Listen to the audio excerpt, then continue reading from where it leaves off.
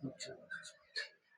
जय हिंद साथियों, तो आज बात करेंगे इकोनॉमिक्स के बैंक चैप्टर के मतलब बैंकिंग के बारे में बात करते हैं। मतलब बैंक के क्या कार्य होते हैं, उनकी स्थापना कब होती है और बैंक के ग्रामीण स्तर पर क्या कार्य होते हैं, शहरी स्तर पर क्या कार्य होते हैं, कितने ऋण देते हैं ग्रामीण क्षेत्र में और कितने शहरी क्षेत्र में ऋण देते हैं। देखिए, बात करते हैं बैंक।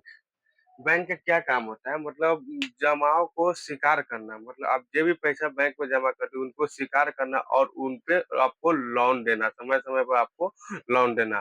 ठीक है, तो देखिए देखिए, कोई भी वित्तीय संस्था जो जमाओ को स्वीकार करे और विशेष रूप से खाता जिसमें लोगों की बचत में वृद्धि हो एवं ऋण प्रदान करे, यही बैंक का कार्य होता है। मतलब जमाओ को स्वीकार करना और ऋण प्रदान करना। देखिए, तो बैंक के कार्य में देखा जाए, बैंक के कार्य, तो बैंक के एगो दो कार्य, एगो प्राथमिक कार्य, एगो द्वितीय कार्य।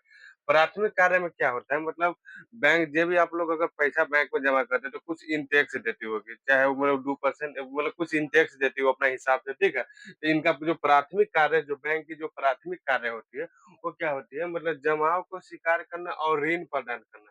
और दूसरी क्या कार्य होती है? तो दूसरी कार्य में क्या होती है? एजेंसी कार्य की सुविधा देती है और सामान्य उपयोगी कार्य की सुविधा देती है। जैसे हम एजेंसी कार्य की बात करें, जैसे ब्याज की भुगतान। जो द्वितीय कार्य में जो बैंकिंग के जो कार्य होते हैं वो ब्याज पे, जैसे आप किसी से लोन वोन ले रहे होते हैं तो उसका मैनेज कौन करता है? बैंक करता है। बैंक में आप पैसा जमा करते हैं तो ब्याजों की भुगतान करता है।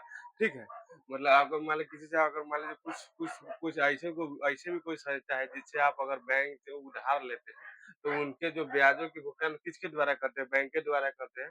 ठीक है, दूसरा ब्याज की प्राप्ति। आपका खाता कोई भी बैंक में होगा तो आपको देखिएगा कि साल भर, डेढ़ साल में कुछ मतलब 100, 50, 150, 200 रुपया आपको कुछ ब्याज के तौर पे बैंक देती है। ठीक है, किस्तों का भुगतान, जो किस्तों का जो भुगतान होता है वो बैंक के द्वारा होती है। जैसे मान लीजिए, और कोई भी अगर मान लीजिए आपको गाड़ी निकालने का शौक है, तो अब गाड़ी निकालते हैं तो वो बोलता है कि बैंक के जो होते हैं कुछ कागज वो जरूरी होती है जो बैंक से आपको मतलब ला के दे, चेक बुक ला के देना होगा। तो जो किस्तों का भी भुगतान होता है वो भी बैंक करता है। चेक का भी भुगतान, जैसे कोई भी व्यक्ति आपको मान लीजिए आप किसी से को मतलब या पैसा कोई व्यक्ति दे रहा है तो चेक पे दे रहा है, चेक दे देगा आपको लिख के कि हाँ 10,000, 15,000, 20,000 चेक दे दे। चेक आप बैंक में जैसे ही लेके जाएगा ना, बैंक उसको भजा देगा। ठीक है, जितना के भी चेक होते हैं।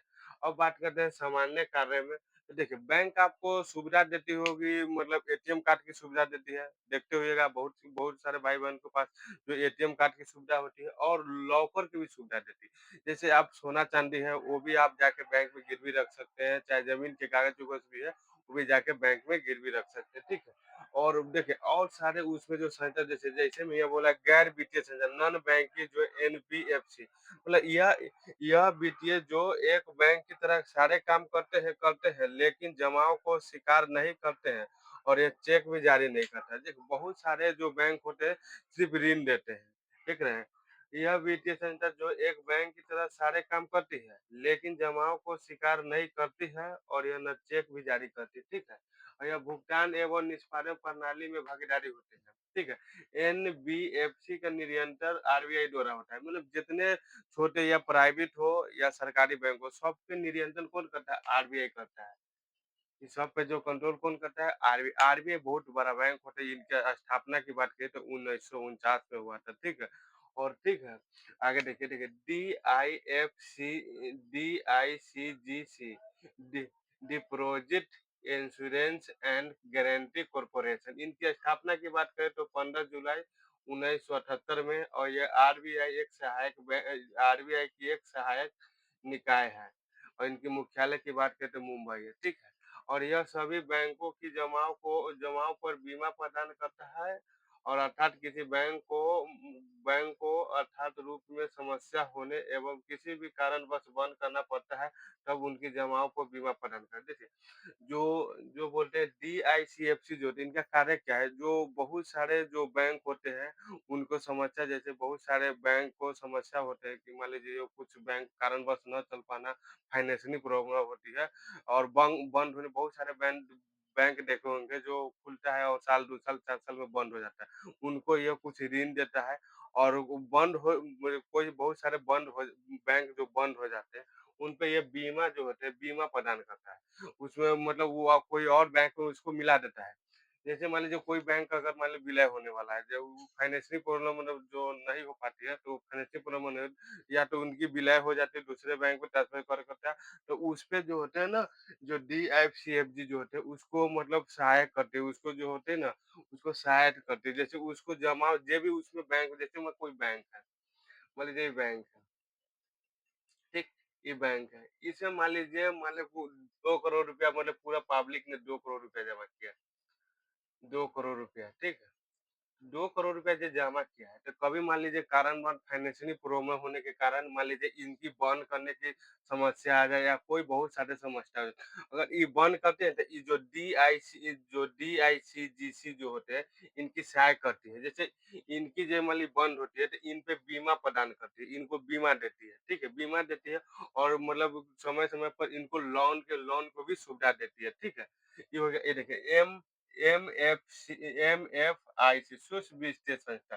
शुष्क वित्तीय संस्था जो होते हैं बंगाल के एक जो मोहम्मद इकबाल द्वारा ग्रामीण स्थानों जो ग्रामीण जो क्षेत्रों वालों के लिए या जो मोहम्मद इकबाल जी खोले थे, बांग्लादेशी थे और यही जो शुरुआत एमएफआईसी सूक्ष्म वित्तीय संस्था के स्तंभ ये ग्रामीण बैंकों की स्थापना किए थे 1976 में। ये क्या करते हैं जैसे छोटे-छोटे मतलब व्यापारी होते हैं, जो छोटे-छोटे जो धंधे करने वाले होते हैं, जो छोटे-छोटे जो व्यापारी होते हैं उनको ऋण देते हैं। जैसे कोई मान लीजिए कुटीर उद्योग लगा रही है, चाहे कोई अगरबत्ती बनाने की, चाहे पापड़ बनाने बहुत सारी जो संस्था होती है, जो मोहम्मद जो सूक्ष्म वित्तीय संस्था क्या होती है, उन छोटे-छोटे जो व्यापारी होते हैं, छोटे-छोटे धंधे वाले हैं, उन सबको ऋण देते हुए किसमें आते हैं?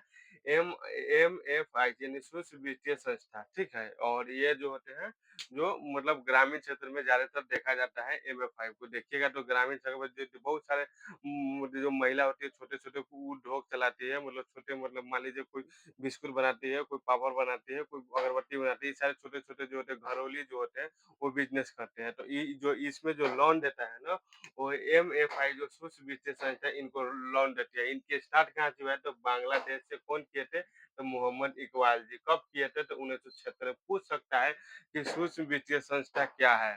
ठीक है? तो ये रहा बैंकिंग आपको समझा दिया, बैंकिंग के प्रकार समझा दिए और बैंकिंग के बहुत सारे जो मतलब और भी जो देखेंगे कि बैंकिंग के और भी सारे जो गैर संस्था है, उन सब क्या है, तो कल इसके आगे बात करेंगे। तो आज के लिए इतना ही, मिलते हैं नेक्स्ट वीडियो में। जय हिंद, जय भारत।